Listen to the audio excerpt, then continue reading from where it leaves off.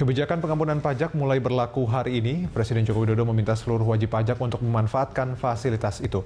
Presiden juga menegaskan program ini bukan untuk melindungi para pengemplang pajak dan koruptor.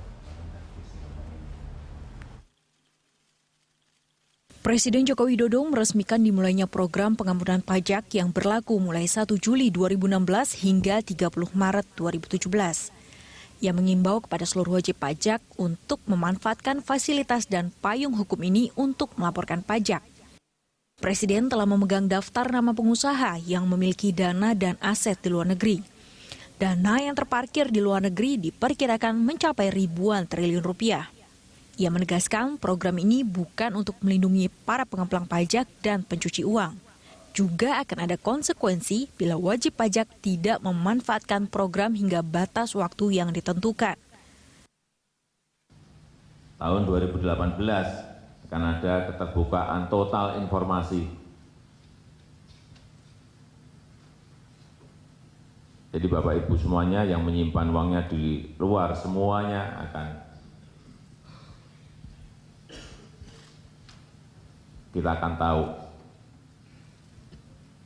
berapa, di mana, meskipun sekarang ini saya sudah tahu.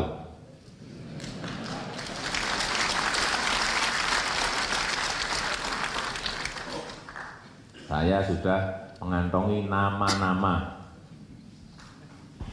Tadi kok tepuk tangan tuh berarti ini mau bawa pulang semuanya nih kelihatannya.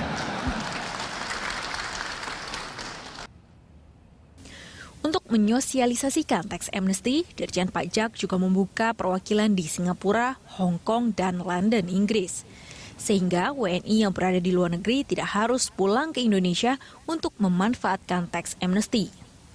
Dirjen Pajak juga terus berkoordinasi dengan perbankan Indonesia yang memiliki kantor perwakilan di luar negeri untuk mempermudah dana repatriasi yang akan masuk ke tanah air. Dirjen Pajak pun menjamin kerahasiaan identitas setiap wajib pajak yang melaporkan hartanya. Tim Liputan Berita 1, Jakarta. Ya, kembali kita lanjutkan dialog pengampunan pajak untuk UMKM bersama Pak Bram.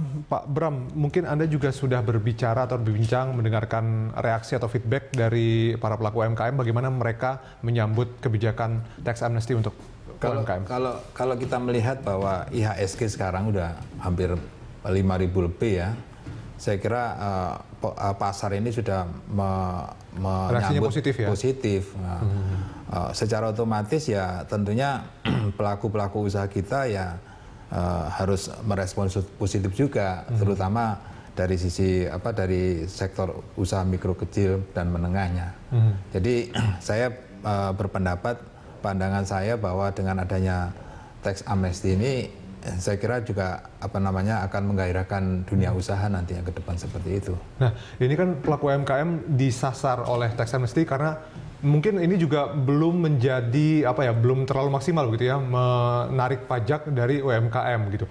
Banyak juga yang berpendapat bahwa selama ini UMKM itu dalam tanda kutip ya Pak tidak disiplin pajak. Ini kenapa sih Pak problemnya? Ya, kalau saya ke daerah ya, saya sering tanya kepada pelaku-pelaku usaha mikro kecil dan sebagainya itu tentang akses pembiayaan. Mereka juga bagaimana setelah mendapatkan akses pembiayaan, saya tanya tentang kewajiban pajaknya dan sebagainya. Saya simpulkan bahwa sementara ini masih ada kekurangan informasi, keterbatasan informasi terhadap bagaimana upaya-upaya untuk mempermudah pelaku UKM itu melakukan kewajibannya membayar pajak. Satu. Yang kedua, kadang-kadang butuh waktu yang cukup lama, ya. Cukup waktu yang lama, ngisi formulir sendiri. Kadang-kadang saya juga bingung, ngisi formulir aja SPT katakanlah seperti itu. Itu saya juga bingung. Saya sendiri. Bapak aja bingung, apalagi pelaku UMKM. Apalagi pelaku UKM. Nah, itu yang kedua. Yang ketiga, kadang-kadang pelaku usaha mikro kecil ini kan sehari-hari kan nunggu dagangan di pasar, nggak ada waktu untuk mengisi itu gitu loh. Bagaimana ke depan itu barangkali ini masukan aja ke Dirjen Pajak ya. Mereka harus dijemput bola. Jadi sekarang kan sudah musimnya branch banking dan sebagainya, tidak perlu datang ke bank, cukup melalui edisi dan sebagainya, mereka lebih mudah seperti itu. Oke, coba kita elaborasi satu persatu tadi masukan dari Pak Bram gitu ya, informasi terkait dengan informasi.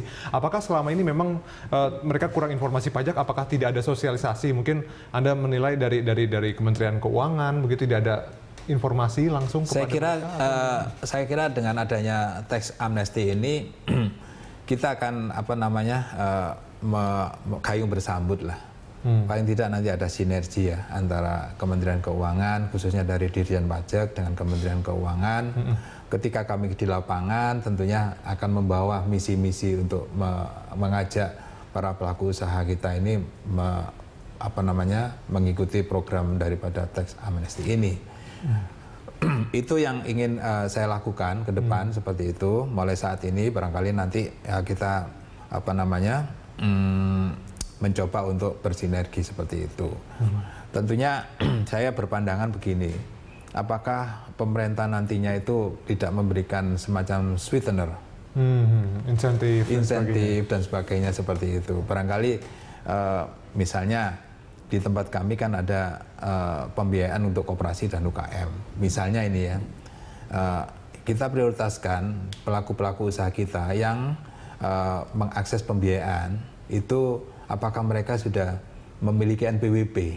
Nah, itu salah satu kuncinya. Nah, kalau memang sudah memiliki semacam NPWP dan sebagainya, saya kira ini diberi akses kemudahan-kemudahan. Misalnya kayak program KUR dan program-program kredit yang lainnya dan sebagainya. Saya kira ini banyak terobosan-terobosan yang harus dilakukan. Paling tidak kuncinya ada di NPWP dulu. Kalau misalnya sudah punya, berarti ya sudah menjadi wajib pajak, begitu ya, lebih mudah lagi. Program tax amnesty kan mereka yang belum memiliki NPWP masuk di dalam sistem perpajakan seperti itu. Oke, Pak Bram, kita break lagi, kita akan lanjutkan di segmen berikutnya. Pemirsa tetaplah bersama kami.